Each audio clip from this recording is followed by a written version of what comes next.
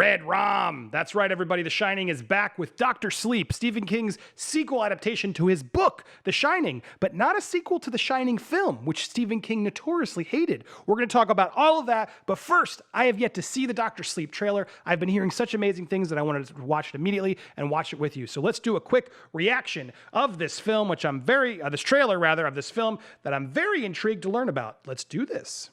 All right. I mean... yeah, all right. I'm impressed by that. That looks pretty good. I like the looks of the film that he's pulling from.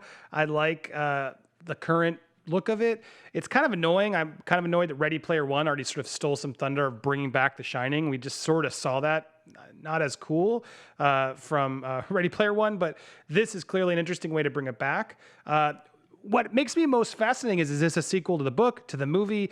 That's the biggest thing that makes me curious. So let's delve into that just a little bit, because the reality is, as I said before, Stephen King is not a fan of this book. He is notoriously disavowed it because he didn't agree with how the character was portrayed.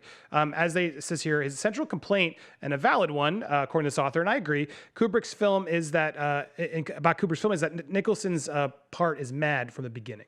He's a villain from the moment we meet him, but the novel provides a sympathetic portrait of a man cursed with the burden of alcoholism, trying to balance his work and personal life. Now, I want to hear from Stephen King directly, which he did. He's gone on record numerous times, which is not something he typically does about his movies.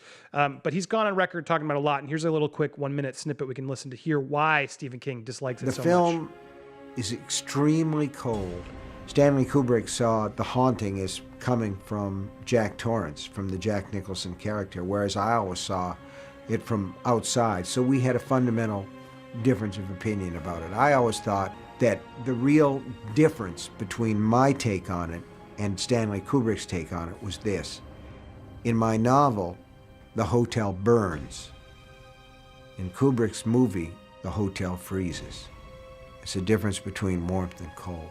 But the images are striking. There's no doubt about it. I mean, Jack Nicholson's face in the doorway, his bearded, crazy grinning that's what we saw in the new face, trailer. He says, "Here's Johnny," which was his ad lib, and it became, part of the movie. So the images are striking, but to me, that's surface. It's not substance. So I used to describe The Shining, the film, as something like a beautiful car that had no engine in it. Ouch. I mean, that is a critique. A beautiful car without an engine. Well, clearly, Mike Flanagan, I'm sorry, I was going to say Flaherty. Mike Flanagan clearly has then worked wonders to be able to pull off this coup of getting both King and Kubrick to give their blessing for this film. How did he do it? Well, first tip is he did adapt the film Gerald's Game, as we talked about, which has been called a notoriously hard book to adapt, and he pulled it off. And Stephen King loved that film. I'm sure that gave him some, cred in order to pull off this next one, which is probably very hard for Stephen King to let go of. But let's listen to Mike directly, thanks to Slash Film. They recorded some audio of a Q&A he did in Los Angeles. It's been making the rounds and all the news. But here we go. Very recently of this post-production process, I would jump kind of everything. We're going. As a lot of you know, I imagine all of you know, Stephen King's opinions about the Kubrick adaptation are famous and complicated. Yes. And complicated to the point that if you've read the book, you know that he actively and intentionally ignored kind of everything that Kubrick had changed about his novel, and kind of defiantly said, nope, this exists completely outside of the Kubrick universe. And so the first conversation we had to have, other than that we, as fans of King and, apostles of The Shining, really needed to try to bring those worlds back together again. We had to go to King and explain how. And some of that, amounts to very practical questions about certain characters who are alive in the novel The Shining, who are not alive by the end of the film. How to deal with that, and then in particular how to kind of get into the vision of the Overlook that Kubrick had created. And our pitches to Stephen went over surprisingly well. And we came out of the conversation with not only his blessing to do what we ended up doing, but his encouragement. And I mean, that's crazy. That's epic right there, and that speaks volumes, I think, to what this film and its potential could be. Because to have the balls to go to Stephen King, be like, "Hey, that movie that they adapted that you hate, that you've told everyone you hate, that wasn't a really fair adaptation." We still want to respect that thing and use it, and we're going to disregard the fact that you defiantly wrote all your characters back and things that Kubrick tried to erase. Can we still touch upon that?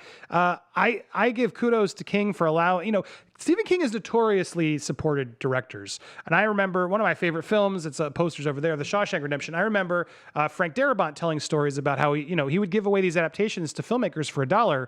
And Shawshank was just one of those short stories that he never in a million years thought anyone would be able to make an adaptation of. But Darabont just crushed it for him and just changed his whole viewpoint of adaptations, etc.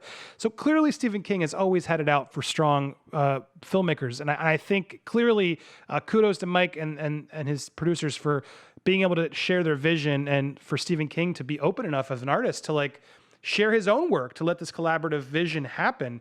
That's still going to clearly be a homage to Kubrick's visionary looks, which clearly King likes, but potentially maybe, turn the narrative a little bit more to where King wants or where Mike and team want. I'm fascinated. I think the fact that they were able to get Kubrick's estate, King, and all these people to sign off and still deliver the film that they wanted to do, that does really respect both of those legacies.